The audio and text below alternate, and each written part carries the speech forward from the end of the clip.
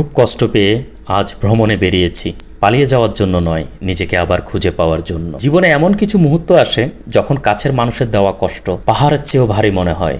তখন চার দেয়ালের ভেতরে শ্বাস নেওয়াটা কঠিন হয়ে যায়। সেই কারণে আজ আমি পথে নেমেছি। এই পাহাড়, এই নদী, এই সবুজ প্রকৃতি, এরা কারো বিচার করে না, কারো দোষ খোঁজে না, শুধু নীরবে বলে জীবন এখনো সুন্দর।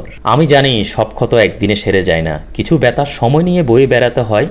কিন্তু ভ্রমণ আমাকে শিখিয়েছে থেমে থাকলে কষ্ট আর বড় হয়, আর সামনে এগিয়ে গেলে ধীরে ধীরে মনটা হালকা হতে শুরু করে। আজ আমি প্রতিটি রাস্তা, প্রতিটি পাহাড়, প্রতিটি সূর্যাস্তের মধ্যে নতুন করে বাঁচার সাহস খুঁজছি।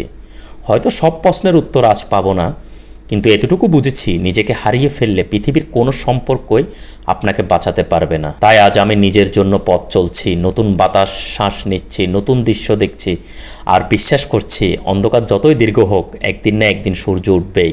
যদি আপনিও জীবনের কোনো কঠিন সময় পার করে থাকেন, তাহলে মনে রাখবেন কষ্ট আপনাকে থামিয়ে দেওয়ার জন্য নয়, আরও শক্ত করে গড়ে তোলার জন্য আসে। চলুন জীবনকে আবার নতুন করে শুরু করি, কারণ পথ কখনো থেমে শেষ হয় না।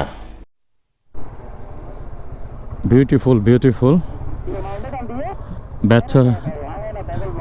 বেতছড়া জুনিয়র হাই স্কুল থেকে আমরা এখন যাচ্ছি।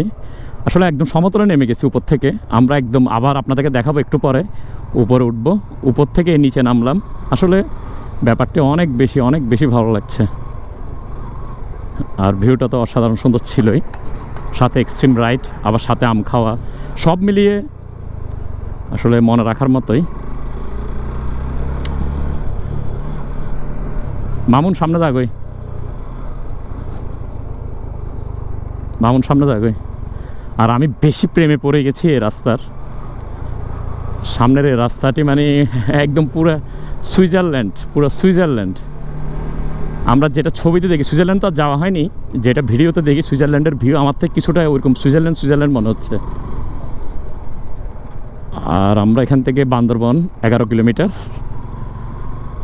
নীলগিরি থেকে আমরা যাব নীলগিরি থেকে দেন বগালেক। সেটা তো আমি শিওর বলতে পারি না।